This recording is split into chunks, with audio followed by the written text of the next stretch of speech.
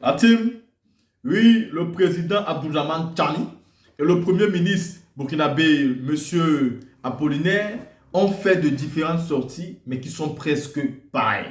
Voilà pourquoi je vais vous offrir les deux vidéos du moment qui sont en train de tourner sur la toile. Mais aussi vous donner une information que oui, le Burkina Faso du président capitaine Ibrahim Traoré est en train de frapper les missiles sur les terroristes. Nous sommes sûrs et certains que ce problème terroriste sera éradiqué grâce à cet homme-là et grâce à l'alliance de ces trois nations latines.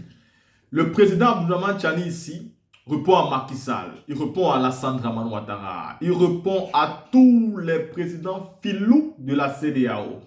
Mais il répond surtout et interpelle la société sénégalaise, le peuple sénégalais de ce qui se passe aujourd'hui au Sénégal. Moi, je vous ai déjà dit, même si nous accusons Macky Sall, nous savons que c'est Emmanuel Macron et la France qui ne veulent pas que Macky Sall quitte le pouvoir, car ils ont tout perdu. Si Macky Sall quitte, ils savent qu'ils vont perdre le Sénégal aussi. Et c'est grave, car perdre le Sénégal serait donc ici, c'est-à-dire une catastrophe pour eux, parce que perdre le Sénégal signifierait qu'ils vont perdre aussi le peu de pays qui vont leur rester. Parce que si le Sénégal n'est plus là, le seul pays sûr et certain, c'est la Côte d'Ivoire. Et pourtant, aujourd'hui, ils ont encore le Sénégal et la Côte d'Ivoire qui ont toujours été, depuis la nuit des temps, les alliés indiscutables de la France. Donc aujourd'hui, la France, ayant vu que si Macky Sall disparaissait, quittait le pouvoir, et en laissant son premier ministre comme son successeur à la prochaine élection, le parti de Macky Sall ne pourrait pas gagner. Parce que de manière subtile, Ousmane Sonko a fait passer son candidat. Et juste avec la parole de Ousmane Sonko qui dit « Votez mon candidat », il va battre n'importe quel candidat que Macky Sall va envoyer. La France ayant donc calculé tout ceci, a dit à Macky Sall « Il faut faire un rétropédalage », exactement comme notre poulain en 2020, leur poulain c'était M. Ouattara qui nous a fait comprendre que non, maintenant c'est le premier mandat de la Troisième République. Et nous savons qu'après avoir fait le deuxième mandat de la Troisième République, il va nous créer une quatrième République, ensuite une cinquième République, une sixième. Tant qu'il est vivant, les républiques ivoiriennes vont se succéder chaque après 10 ans. Ça, soyez-en sûrs, c'est Ouattara et ses patrons français qui ont décidé de faire exactement souffrir les Ivoiriens, mais de cette façon-là. Aujourd'hui, le président Abdourahmane Tchani rappelle d'abord les fondamentaux sur la création de la CEDEAO. Et les fondamentaux ne voulaient pas du comportement qu'il y a là aujourd'hui. Donc c'est biaisé, c'est échoué. Tout ceci s'est très mal passé et voilà la raison pour laquelle eux, ils ont décidé de partir suivre leur chemin ailleurs. Mais pas seulement eux. Le président Abdourahmane Tchani vous le dit clairement, avec les Africains et les partenaires sincères, qui ne seront pas contre la marche à tenir qui est aujourd'hui menée par ces trois militaires qui ont décidé de prendre l'avenir de leur peuple en main. La CEDEAO a été créée par les militaires, l'AES aujourd'hui est créée par les militaires. Nous savons que dans l'avenir, cela va fonctionner également. Comme à un moment donné, la CEDEAO faisait croire qu'elle devait fonctionner. Aujourd'hui, nos espoirs sont donc rivés sur l'AES. Là, écoutons ici deux hommes importants. L'un, président de la République du Niger, président Abdourahmane Tchani, et deux, premier ministre du Burkina, M. Apollinaire. Regardons ici. Vital. L'énergie électrique. Ouais. Saurions-nous continuer à accepter que des Nigériens meurent parce que nous sommes dans une organisation qui ne correspond plus à la réalité depuis 1991, quand on avait introduit un chapitre, le 6 juillet exactement, qu'ils ont appelé la déclaration des principes politiques. Devons-nous permettre que des Nigériens continuent à mourir pour permettre à certains individus d'assouvir leur volonté ou leur calcul ou leur dessein politique? Non. Donc, c'est cette deuxième raison éthique et morale qui nous a conduit à ce que nous avons fait la volonté des pères fondateurs. Qu'aurions-nous gagné en restant dans une CEDEAO où nous sommes sous embargo total, embargo économique qui est l'objectif initial de la CEDEAO, embargo monétaire où nos dépôts à la BCEAO sont confisqués en 2023. Pourrions-nous continuer à rester dans cette organisation? Nous avons décidé le temps de sortir de cette organisation de laquelle les États auraient dû sortir de 1991 au lendemain du discours de la Baule, parce que c'est à partir de là que la France avait pris le contrôle de notre organisation et qui ne répondait plus à l'esprit initial ayant conduit à la création de la CEDEAO le 28 mai 1975. Voilà les trois raisons fondamentales qui nous ont conduit, le pays membre de l'AES, le Burkina Faso, le Mali et le Niger, à sortir de cette organisation pour tracer notre voie et tracer notre destin ensemble avec nos peuples et les Africains et partenaires sincères. D'accord. Monsieur le Président, en quittant la CEDEAO, nos pays ont certainement anticipé les conséquences de cette décision, conséquences en termes de libre circulation des biens et des personnes, en termes de séjour de nos compatriotes de l'espace CEDEAO, en termes enfin économiques et politiques. Que pouvons-nous retenir? Vous savez, je l'ai dit, la CEDEAO a été créée le 28 mai 1975. Oui. Nos États étaient-ils indépendants le 28 mai 1975 ou avant? Nos peuples existaient-ils ou avaient-ils commencé à exister avant 1975? Oui ou non? Des millénaires. En termes de circulation des personnes, rappelez-vous, la majorité des États de la CEDEAO ont acquis leur indépendance en 1960. Oui.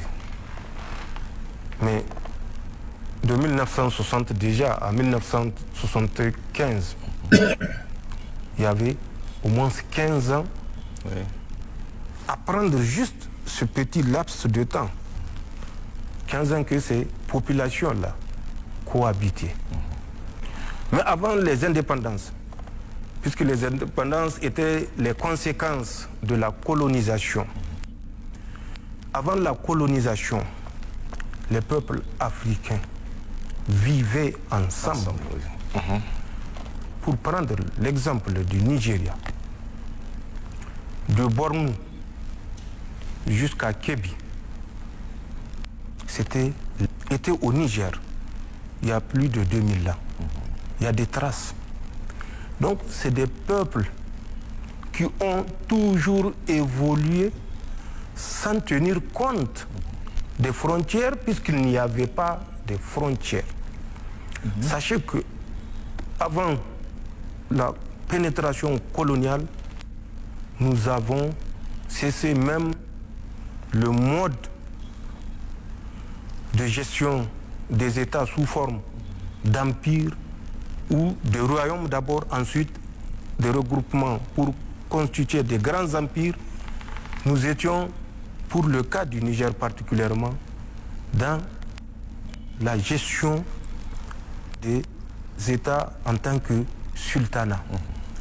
Rappelez-vous qu'on parlait du sultanat de Bornou, du sultanat de Katsina, du sultanat du Gobir et de l'empire Peul de Sokoto, qui était un sultanat également, puisque Ousmane Danfodio est une figure de la religion islamique. C'est ce que les gens ignorent. Donc, nos peuples étaient brassés. Prenez le nord Bénin, c'était l'ancien empire Songhai. Nous ne sommes pas ignorants ou analphabètes de l'histoire. Ces peuples-là ont cohabité. La CEDEAO, c'est combien d'États à l'heure actuelle? 15. L'Afrique, c'est combien d'États? 54. N'y a-t-il pas de Nigériens dans les autres pays de l'Afrique? comment est-ce qu'ils vivent? Ne se déplacent-ils pas? Ne trouvent-ils pas leur subsistance dans ces autres pays qui ne sont pas des pays de la CEDEAO? Bien sûr que oui. Et même parmi les pays de la CEDEAO, quels sont ces pays les plus illustres, entre parenthèses, pour faire la guerre au Niger? Qui sont-ils? C'est Tinubu du Nigeria, c'est Talon du Bénin, c'est Ouattara de la Côte d'Ivoire et Macky Sall du Sénégal, jusqu'à un certain moment. Et je vous dirai pourquoi jusqu'à un certain moment. Donc, pour ce qui est de la libre circulation des personnes et des biens, n'ayez aucun souci. Les Africains ont circulé, ça fait partie de la nature humaine, la mobilité. Aucune frontière coloniale ne saurait arrêter les êtres humains dans leur instinct migratoire. Les peuples vont continuer parce que eux, ils sont au-dessus des chefs d'État égoïstes, individualistes. Les peuples sont des peuples matures qui comprennent le sens de l'histoire parce qu'ils ont l'histoire en eux. Ils savent les relations de l'Alliance des États du Sahel. Sur le plan économique, et politique, quel était le taux d'échange entre les États de la CEDEAO? Vous me direz qu'il est marginal. Un seul pays de la CEDEAO qui n'importe pas. Il suffit que l'Inde décide de ne plus permettre l'exportation. La CEDEAO se retrouve à terre, en train de chercher comment, par quelle voie passer pour nourrir les peuples. Ce n'est pas une caractéristique propre aux États de l'Alliance du Sahel. Prenez un à un tous ces États zélés qui veulent nous faire la guerre et étudier leur économie pour voir la dépendance de cette dernière avec les autres organisations, mais ce n'était pas des organisations et ce ne sont pas des organisations de le cadre de la CEDEAO. Nous importons tous de l'Inde, de la Chine, des États-Unis, du Pakistan, de la Turquie. Tous les biens, de façon générale, nous importons au sein des pays, non pas de la CEDEAO, mais d'autres structures. Puisque ce que je dis, le monde est un village planétaire. Ceci est une évidence que les pays de la CEDEAO le reconnaissent ou non.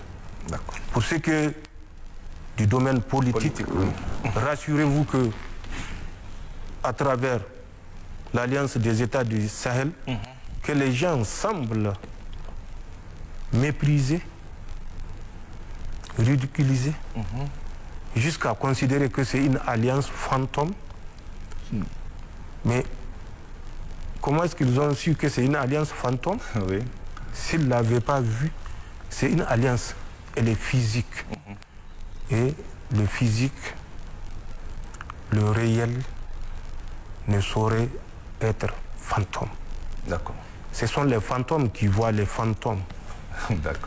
Les humains voient les humains.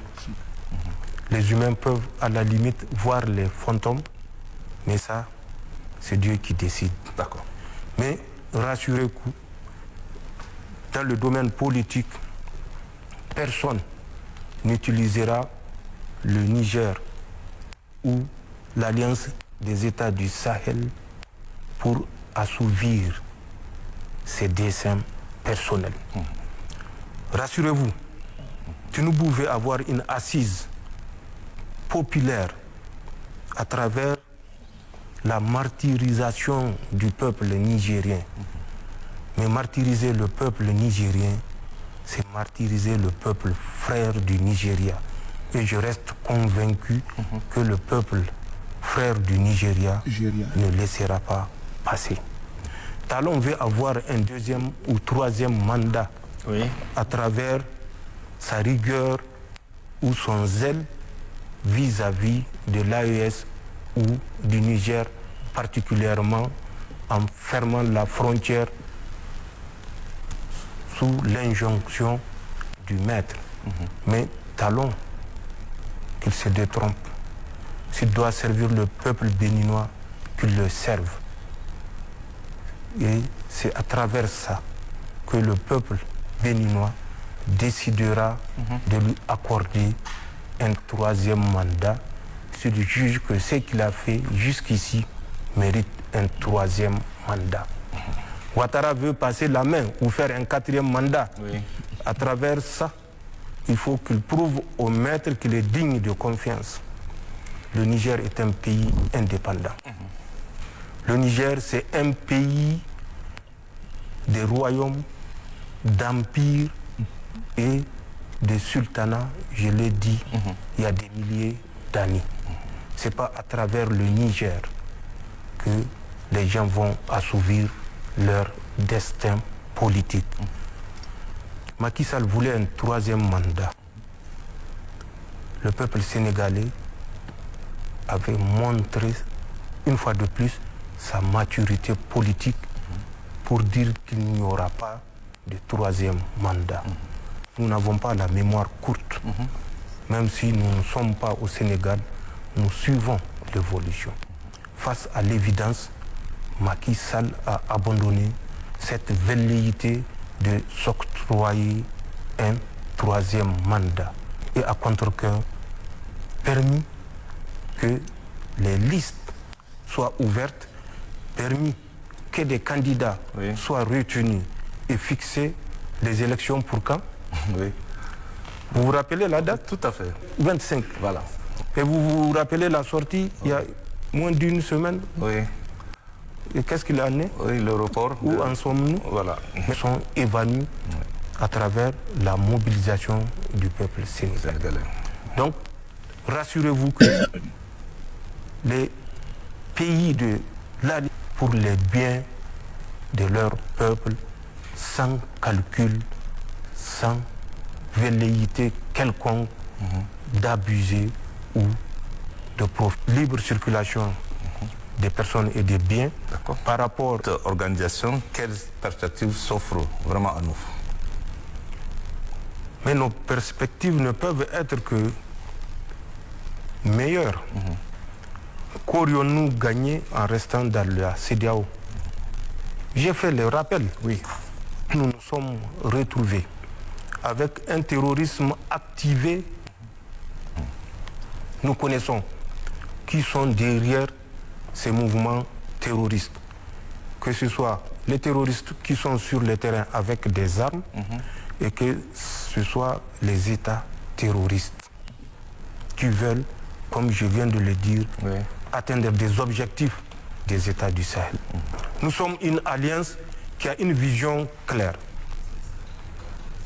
Nous avons quitté la CEDEAO, ce n'est pas sous un coup de tête. Nous avons quitté la CEDEAO pour renforcer cette alliance parce que nous avons une vision claire de ce qui peut conduire nos peuples vers la prospérité à laquelle ils ont toujours espéré que les leaders les conduisent. L'AES, l'Alliance des États du Sahel, et des succès. Ramener la sécurité dans notre espace troublé. Troublé pour que nos richesses soient pillées. Inch'Allah, nous allons réussir cette première phase et nous sommes sur le point de la réussir. Chacun peut apprécier les résultats obtenus. Le deuxième point serait, vous avez constaté que le cheval de bataille que nous avons enfourché, c'est celui de la bonne gouvernance.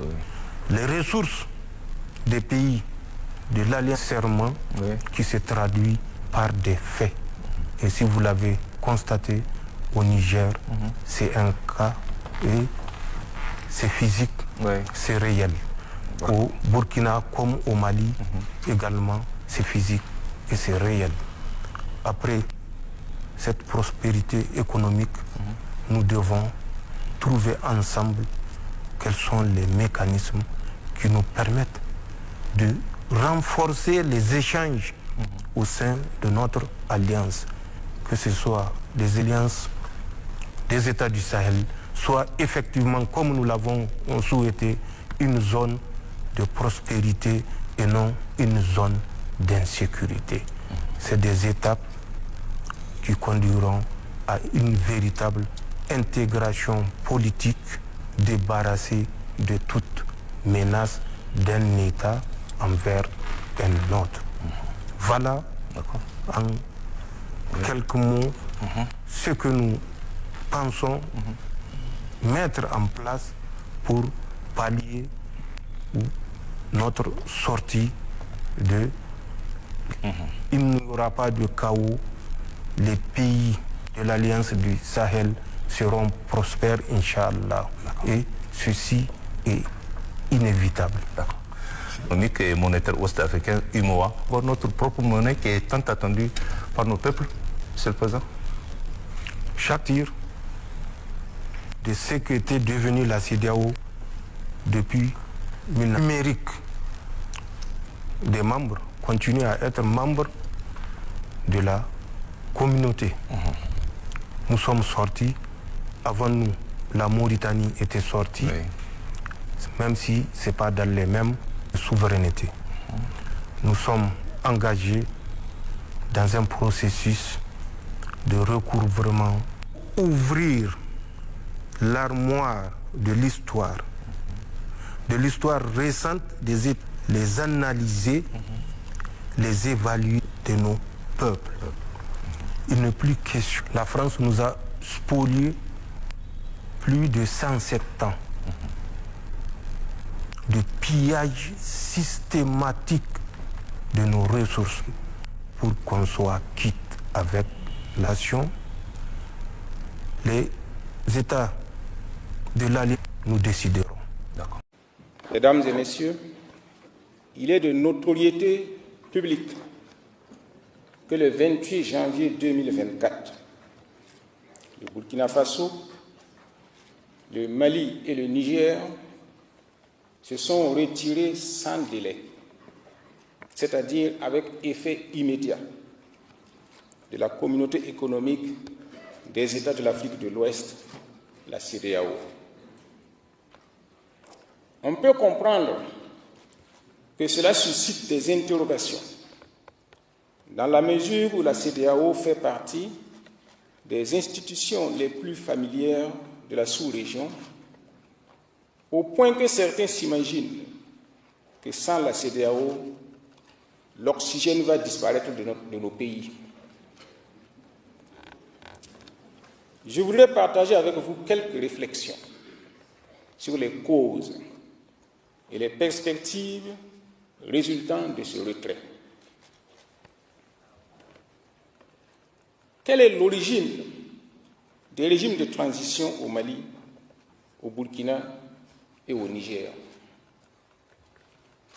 Depuis la disparition du guide libyen Mohamed Kadhafi en 2011, le Mali et le Niger ont aussitôt, tour à tour, été confrontés au terrorisme. Des dizaines de soldats maliens et nigériens ont été sauvagement tués, parfois égorgés.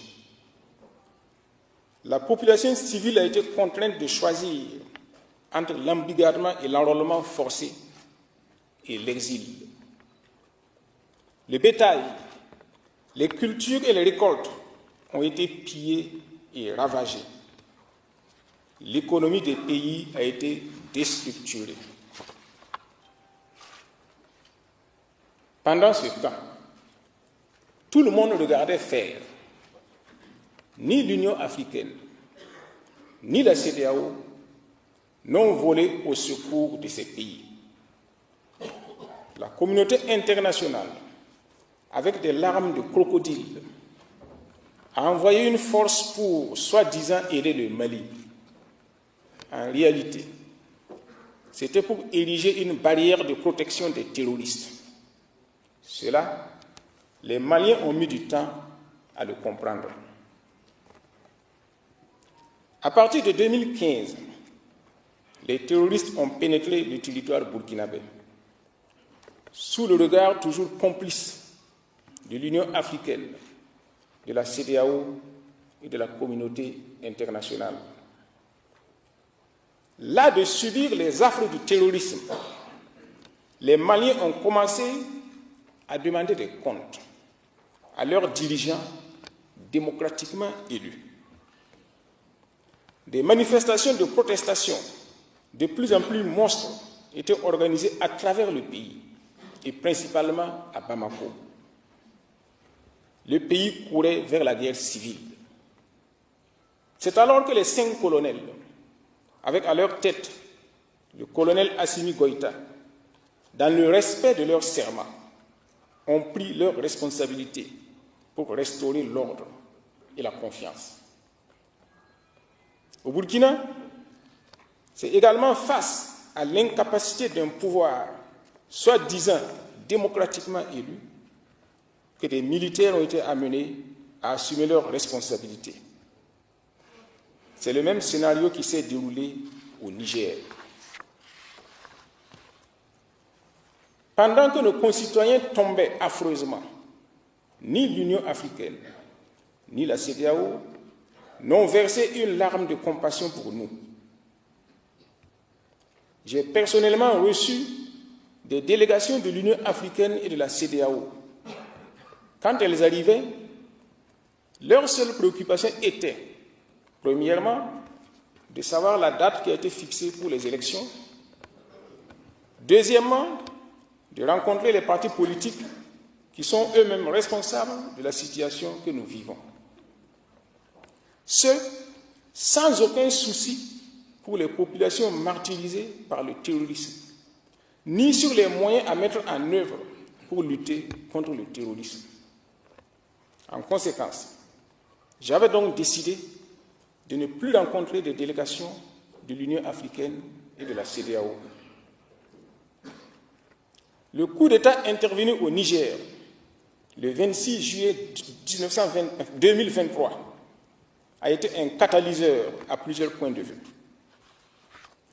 Après avoir perdu le Mali et le Burkina, l'impérialisme français et ses alliés occidentaux ne pouvaient se résoudre à voir leur empire s'effriter sans réagir. C'est alors que le président français, Emmanuel Macron, va intervenir directement, de façon grotesque, en instrumentalisant la CEDEAO et des valets sous-régionaux de l'impérialisme pour faire échec au coup d'État au Niger et profiter de reconquérir le Burkina et le Mali. C'est oublier que là où eux, ils voulaient aller, nous y étions assis depuis longtemps. Et nous les voyons venir.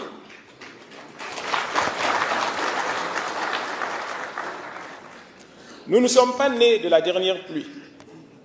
Nous nous sommes abreuvés aux sources de Djibo Bakary, de Modibo Keïta et de Thomas Sankara. Aucun divertissement, ni aucune diversion ne saurait nous surprendre. C'est ce qui a conduit à la déclaration conjointe du Mali et du Burkina du 31 janvier 2023 en soutien au régime de transition du Niger, à l'armée du Niger et au peuple nigérien. C'est ce qui a conduit à la création de l'Alliance des États du Sahel le 16 septembre 2023 par les 3 chefs d'État du Burkina, du Mali et du Niger. C'est ce qui a conduit au retrait de la CEDEAO des 3 pays le 28 janvier 2024. Après ce retrait, quelles peuvent être les perspectives? Je voudrais rappeler ici que le 9 février 2023, je recevais les ministres des Affaires étrangères du Burkina, de la Guinée-Conakry et du Mali. À cette occasion, j'ai eu à rappeler que la CEDEAO a été créée le 28 mai 1975 et que nos pays ont existé avant la création de la CEDEAO. La période pendant laquelle il y a eu le plus de mouvements de population, plus de libre circulation, c'est avant la création de la CEDEAO. La plupart des Burkinabés qui sont établis au Ghana, en Côte d'Ivoire et au Mali, ils sont allés avant la création de la CEDEAO.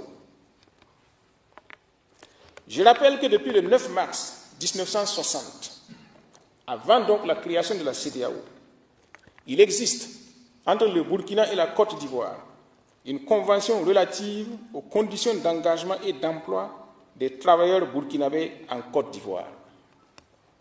De même, existe-t-il des conventions bilatérales avec d'autres pays dans plusieurs domaines.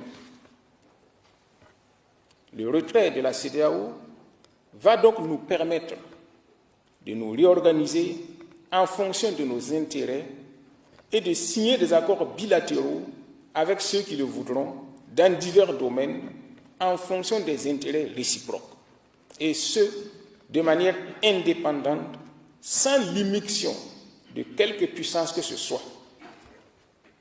Rien n'empêche donc de renouveler ou d'adapter en cas de besoin nos relations avec chaque État membre de ce qui reste de la CEDEAO. Mais plus jamais, personne ne pourra encore instrumentaliser une institution, quelle qu'elle soit, ou un État quelconque, pour nous imposer ou nous faire subir quoi que ce soit. Notre retrait de la CEDEAO n'est orienté contre personne, contre aucune institution, contre aucun État. Il vise à assumer notre souveraineté et à assurer la sécurité et la prospérité des populations de notre espace. Toutefois, nous saurons répondre aux provocations d'où qu'elles viennent. La patrie ou la mort, nous vaincrons.